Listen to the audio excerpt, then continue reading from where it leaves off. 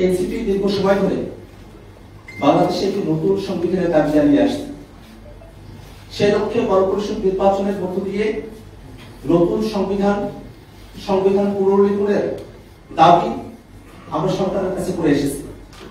ঐক্যমত্য কমিশনে রাজনৈতিক দলগুলোর মধ্যে সংস্কারের বিভিন্ন বিষয়বস্তুতে ঐক্যমত্য তৈরি হয়েছে, কিন্তু এখনো পর্যন্ত সেখানে বাস্তবায়নের পথ কি হবে তা নিয়ে আলোচনা করা হয়নি।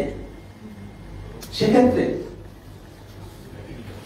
যখন এই ঘোষণাপত্রকে পরবর্তী সংস্কারকৃত সংবিধানের উপর ছেড়ে দেওয়া হয়, স্বভাবতই আমরা যে নতুন সংবিধানের দাবি জানিয়েছি, গণপরিষদের কথা বলেছি, সংবিধানের অন্তর্ভুক্তির কথা বলেছি, সেই প্রক্রিয়াকে পাশে রেখে দেওয়া হয়। আমরা এখনো দাবি জানাই যে বাংলাদেশে যে নতুন রাজনৈতিক জনগোষ্ঠীর আবির্ভাব ঘটেছে তাদের অভিপ্রায়কে ধারণ করতে একটি নতুন সংবিধানই আমাদের জন্য সমাধান, এবং সেই নতুন সংবিধান প্রস্তাবনার মধ্যেই জুলাইয়ের ঘোষণাপত্রকে অন্তর্ভুক্ত করার দাবি আমরা জানাই।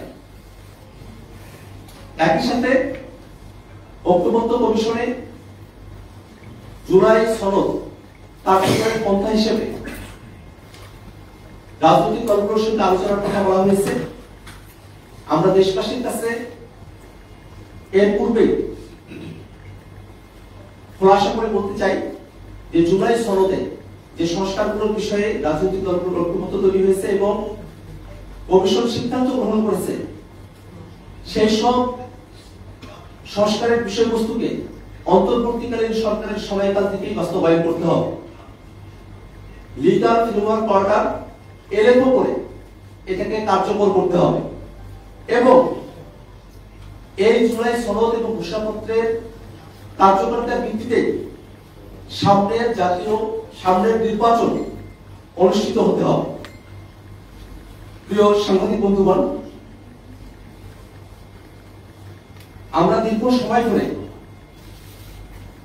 বাংলাদেশের মানুষেরা গুম, খুন, আয়নাঘরের নির্যাতন, অত্যাচার, বিচার বহির্ভূত হত্যাকাণ্ড, দুর্নীতি, অপশাসন, ফেসিবাদের যাতা বলে আমরা পিষ্ট হয়েছি।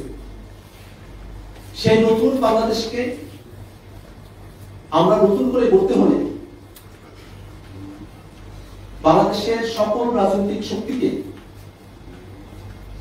বাংলাদেশের মানুষেরা যে আকাঙ্ক্ষার ভিত্তিতে 24-এ গণঅভ্যুত্থানে সামিল হয়েছিলেন, একজন রিক্সা চালক, একজন শ্রমিক মজুর, একজন কিশোর, তরুণ, শিশু, নারী, তাদের সকলের মনের যে চাওয়া, সেই বাংলাদেশ প্রতিষ্ঠা করতে হলে আমাদেরকে আমাদের সংগ্রাম জারি রাখতে হবে। একই সাথে গতকাল মাননীয় প্রধান উপদেষ্টা জাতির উদ্দেশ্যে ভাষণ দিয়েছেন।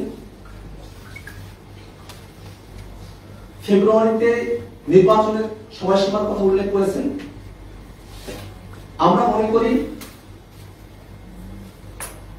এবং পূর্বেও আমরা বারবার ব্যক্ত করেছি, যে ডিসেম্বর থেকে জুনের মধ্যে সরকার যে সময়সীমার মধ্যে নির্বাচন আয়োজন করতে চায় তাতে আমাদের আপত্তির কোনো জায়গা নেই, কিন্তু নির্বাচন আয়োজনের পূর্বে সরকারের অবশ্য পালনীয় কিছু কর্তব্যের জায়গা রয়েছে।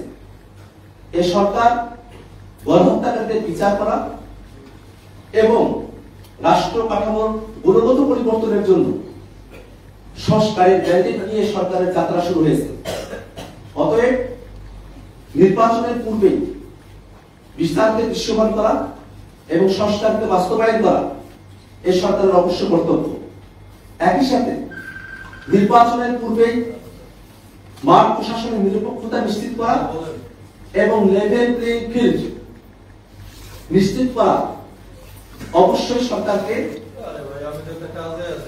আমাদের কাছে প্রতিশ্রুতি ব্যক্ত করতে হবে, এবং নির্বাচনের পূর্বে সংস্কার, বিচারকে দৃশ্যমান করা, মাঠ প্রশাসনের নিরপেক্ষতা নিশ্চিত করা, লেভেল প্লেইং ফিল্ড নিশ্চিত করার নিশ্চয়তা আমাদেরকে দিতে হবে। সাংবাদিক বন্ধুগণ, আমরা এই জুলাই ঘোষণাপত্রে যে প্রতিশ্রুতিগুলো ব্যক্ত করেছি